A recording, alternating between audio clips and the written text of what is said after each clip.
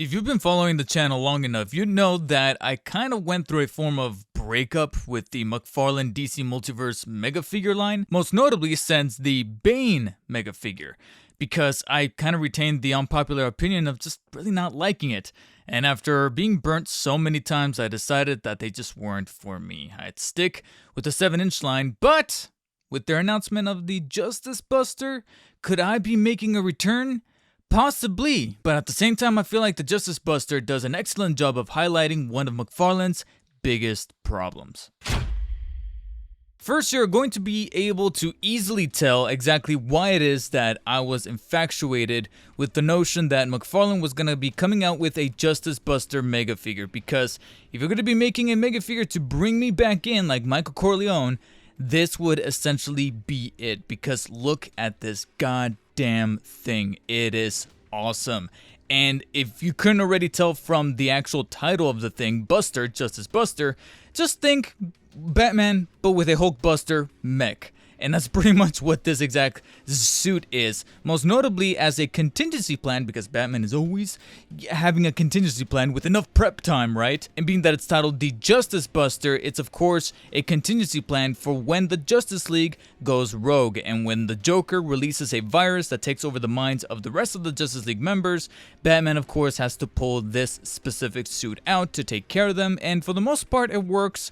Until you get to Superman. If there was going to be a toy company to really do it justice, I would say it would be Prime 1 Studios with that awesome statue. But then below that, at a much more affordable price, it would be McFarlane with a $40 mega figure. And you could see that as far as sculpting, detail, and that one-to-one representation, they are in fact, no pun intended, or rather, I'll just go ahead and intend the pun, they're gonna do it justice. And it looks like for the most part they were able to really nail it, because if there's one thing that I never really worry about with McFarlane, it's going to be sculpting. It's going to be able to give it that worn look, that battle damage look, and making sure that enough of the plating looks like it's chipped, it's worn out, it's got battle damage, it's got weathering, it's got that authentic look. And you can easily see how I was able to be won over back into the mega figure line with this guy, because he just looks so badass.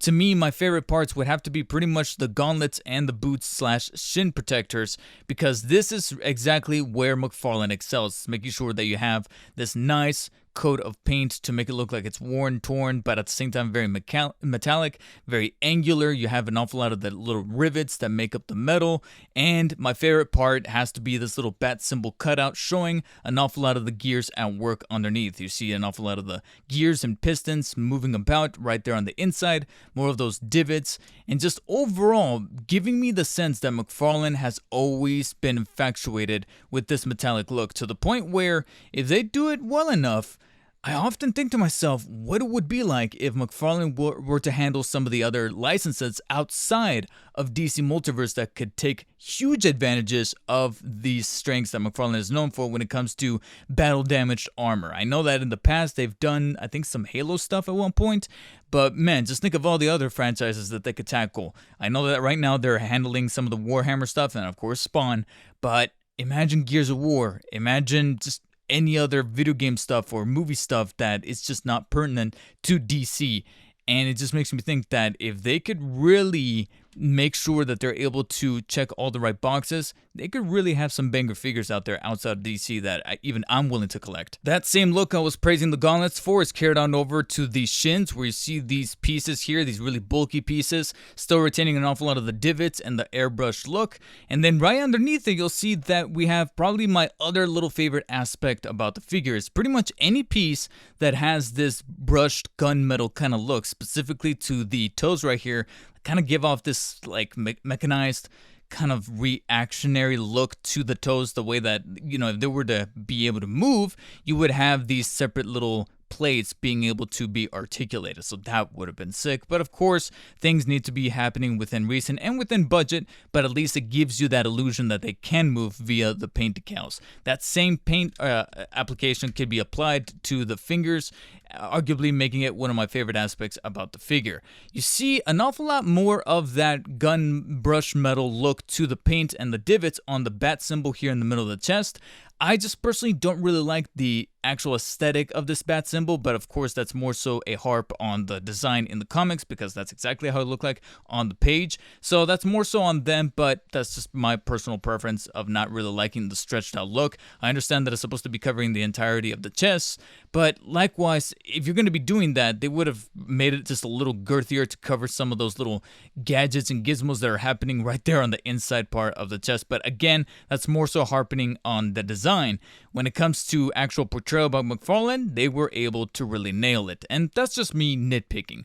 And speaking of nitpicking, that's not to say that any parts that are not covered in this plated look on the forearms and on the boots aren't looking pretty good as well, because when it comes to, like I said, sculpting out the plastic and making sure that you have this very roboticized look, you still have other parts of the limbs and the overall body that look pretty spectacular. Most notably, the little circular or oval-like plating going alongside the thighs, the biceps, as well as the shoulder guards that are on top right here. They're actually made out of this like rubberized, it's not really that much of a rubberized plastic, it's actually just straight up painted rubber, and it's pretty flexible to allow any kind of movement that's going to be happening a little later on. That same material is also utilized a little bit on the head. You kind of have like a form of hybrid build for the head itself, which is pretty much this helmet here with still little details of the divots and the roboticized parts.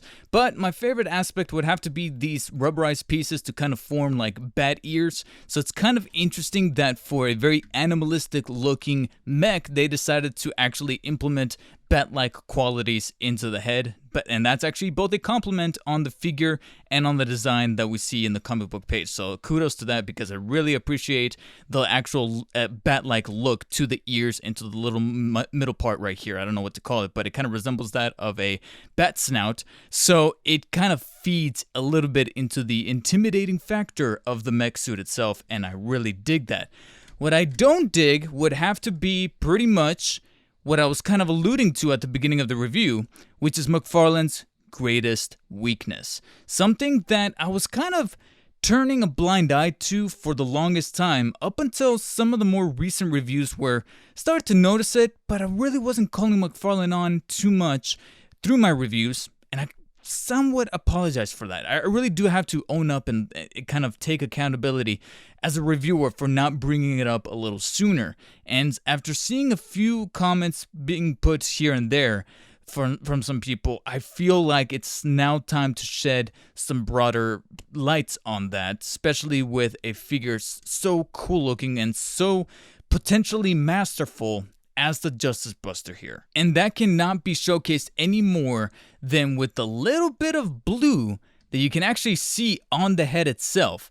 Once I kind of brought my attention while kind of scanning the figure and playing around with it, getting ready for the review, I noticed the little dips of blue here on the side to kind of symbolize the little sensors on the head so that Batman can actually see from within. And that brought to my attention that this is practically, apart from the rest of the palette, the only real worthwhile effort of paint application that we can find on this figure. Sure, you can make an argument for the weathering look here on the forearms, on the boots, on the toes, on the fingers, and the bat symbol, but everything else is just a standard hue that's basically made out of the plastic as opposed to the actual paint application, something that was taken an extra step further apart from the actual molding of the plastic. And that's where I look at so many different facets of the figure and think to myself, yeah, he could have utilized a little added extra coat of paint to at least bring things out just a little bit more worthwhile, specifically the black parts that make up what you can argue being the chicken legs here at the bottom side. You can see that you still have a decent amount of detail coming through on the sides right here that make it look very metallic, especially with the little kind of zigzag pattern right here on the side of the chicken legs on the inside. And then as you kind of navigate down, you see more of those cutout parts that show the little pistons and gears and mechanisms working on the underside of the machine itself. But it would have been nice to maybe have incorporated a little bit of a metallic chrome gray to symbolize those little internal parts to make them stand out a little bit better. Because trust me, when customizers and people who like to do custom paint jobs get their hands on this guy, they are going to have a worthwhile goddamn field day, because this is a customizer's dream. This is yet another figure that will make it worthwhile for those that like to go the extra mile of painting their figures and kind of give them a little bit of extra life, give them a little bit of extra oomph. But at the same time, I feel like, especially throughout 2023, I've been saying that a lot. Oh, this figure is going to be a customizer's dream. This figure is worthwhile for those that like to do paint jobs and like to give them a little bit of extra flair to their figures. And after a while, I think to myself, well, there's enough revenue coming through. We see McFarlane now bringing out these different waves and versions and variants that are actually costing a little bit of an extra penny. Like the collector's editions are now going for $30 and they're just throwing in an added stand for the card. Okay, you guys are bringing in your little revenue streams. How about we kind of bring in some ROI, reinvest into your toy line by making sure that we get added hands, added paint jobs. And that's not to say that Mega Figures now need to start coming with accessories, because I never really got accustomed to Mega Figures coming with accessories. But maybe some extra paint detail, a little bit of extra work, even if it means a delay on the figure, would have been nice. And that probably would have given Justice Buster here some extra tenfold quality, because man, I was already digging this guy, and to have seen it come through with better paint applications, that would have been chef's kiss, even if it came with the limited articulation that it does. Taking the crown is probably one of the more unconventional head joints I've ever tackled, because of the way that it's shaped due to its very alien look, even though it's meant to be a mech, I understand. But seeing as it's rather unconventional towards your typical figure, let alone mega figure, you're going to have some very strange mobility. It could definitely turn left to right, but because it's on a ball peg that has a rod that's a little bit on kind of like a swivel, kind of like a pivoting swivel, it can rotate left to right. It could technically rotate 360 on this x-axis, but it's not going to be able to because of the way that the shoulder guards right here are sculpted. It kind of stops right about right there, and because of the way that the head is overall sculpted, because of this kind of, like I said, bulge here towards the back, the way that it's plated. So you're only really going to be able to turn about in those degrees, in that angle. However, when you do so, you'll notice you actually have a little bit of pivoting and sliding, not so much tilting, but sliding up and down. So it can kind of move up about that far, as you can see right there, and then downwards only about as far as the shoulder guard allows it. But then it can slide in place and kind of shrug in a slight angle, like right about right there, a few degrees towards the top and a few degrees towards the bottom, to the point where it's almost touching the bat symbol there. So it's, like I said, a little unconventional. It can even slide side to side to kind of give it like a kind of move or gesture. But basically, it's one of the more stranger, that's even a word, more strange joints on the head that I've ever seen, but it suits the mech. It's not like it doesn't. It's not like I want to start seeing this all over the place. No, but this is definitely suitable for a character like the Justice Buster. Once we move to the arms, however, it then becomes a little bit more on the conventional side. You're going to have a ball joint here at the top arm that does allow the hand to move towards the back about that far as the guard allows it, and only about that far towards the front. And as you can see, it's heavily ratcheted. In fact, this is actually one of the stronger ratcheted joints I've ever dealt with pretty much any figure, Megafig or standard. And it can also extend towards the side about that far, almost at a one even 180 degree, but then it gets stopped by the guard itself. Underneath that, you are going to have a bicep swivel, and it is on the ratcheted side, even more so than the top arm joint. It's actually rather rough, so you're going to have to be a little careful, but it can technically rotate a full 360 degrees in place.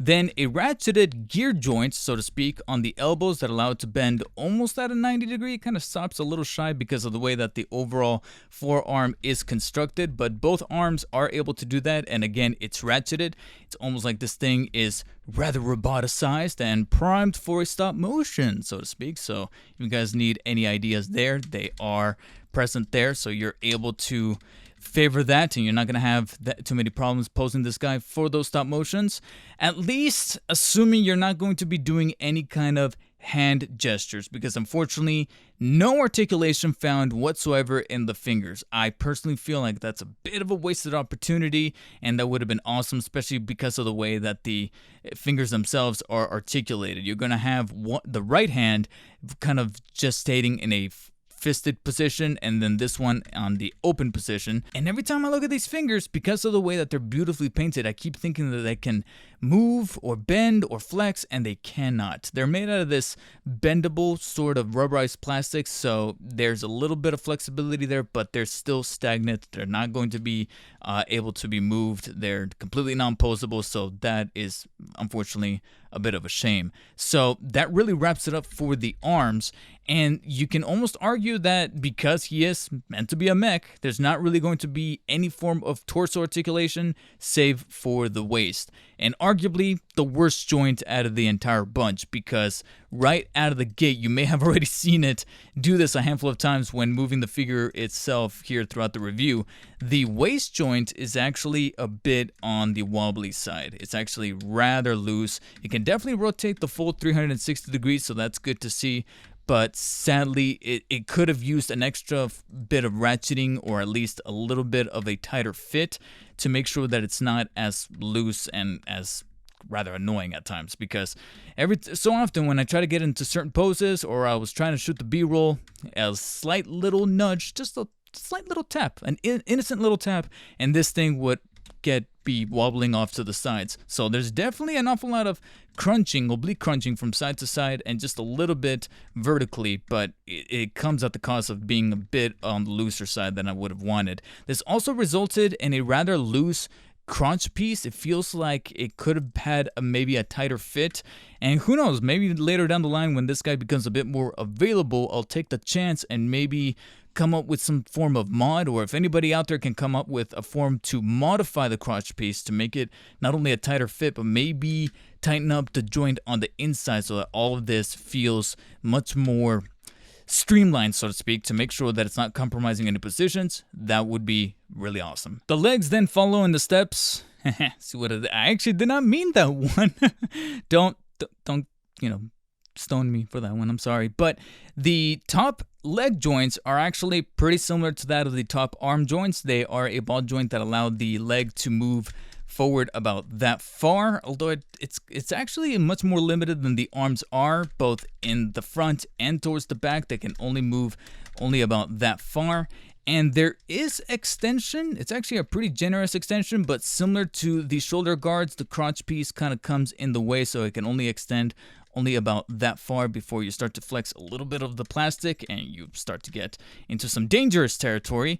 But similar to that of the arms, you do have technically a thigh swivel right above this metallic plate that is a little bit on the stiffer side, but it can technically still rotate the full 360 degrees, revealing a little bit more detail on the inside part of the thigh right here, so that's pretty awesome. Then we get to the knees, where you technically not only have one joint, but you actually have two, considering that you have a bit of this chicken leg design. They opted to include two joints, one at the top and one at the bottom, and you can kind of see a little bit of the ratcheted design already kind of peeping through. The top knee joint is actually the more favorable one that can fully bend almost all the way up, as you see right about right there. But once you get to the bottom one, that's where we get into a little bit of finickiness, because you actually have this piece on the back that can move down and up, as you can see right there. It almost serves as a form of lock, but it'll technically still move on its own whether you move the down foot piece or not.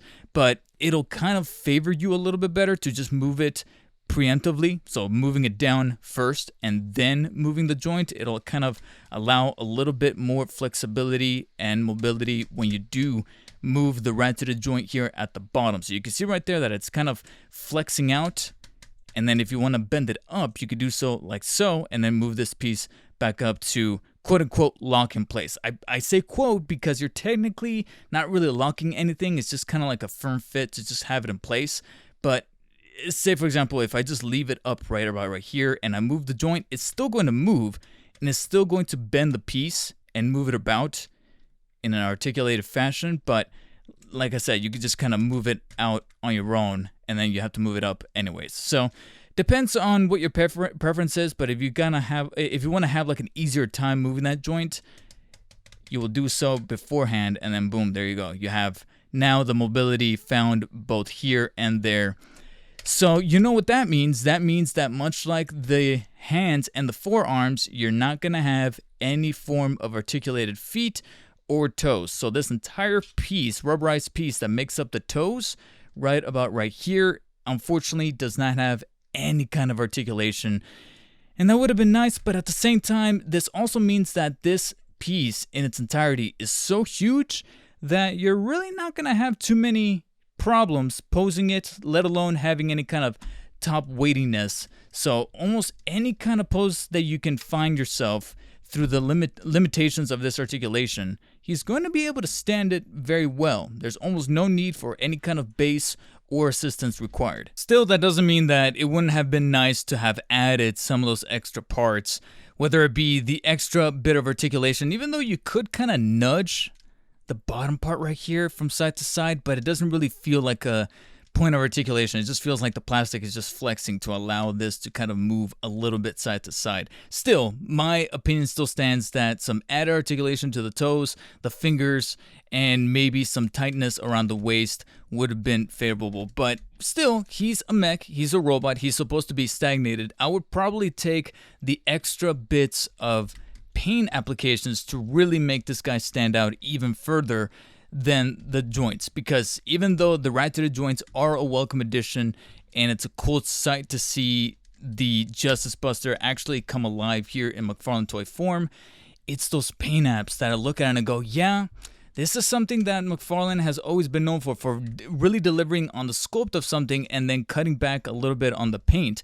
I would probably say the biggest example outside of Justice Buster most recently would have to be the Flash Batmobile, where you have so many great little sculpt designs, but then when you're dealing with paint, there's so many little pieces here and there, little aspects that you look at and go, why wasn't that painted? Why wasn't that filled in? And it's just such simple fixes that you just wonder, like, okay, you know, if it means delaying even by a week or so, you guys are really sourced fairly well. And it looks like an awful lot of revenue streams are coming through, especially with the revamp of their sports line. It just makes you wonder, like, okay, you know, we're welcome to wait. We're welcome to really be patient if it means that more quality is going to be brought to the figures. And you can see right here that they can definitely deliver on quality when it comes to sculpting, detail, the little airbrush design, because that's where the cool factor is brought in. And, you know, the cool factor, Todd McFarlane is always down for the cool factor. As long as it's cool, I want to make it. Sorry for the cringy McFarlane impression there, but we know that that's what he's all about, and Justice Buster is definitively cool, but he would have been a masterpiece of a mega figure that would have made me turn a whole new leaf, make a complete 180, and finally be able to rekindle my relationship with mega figures.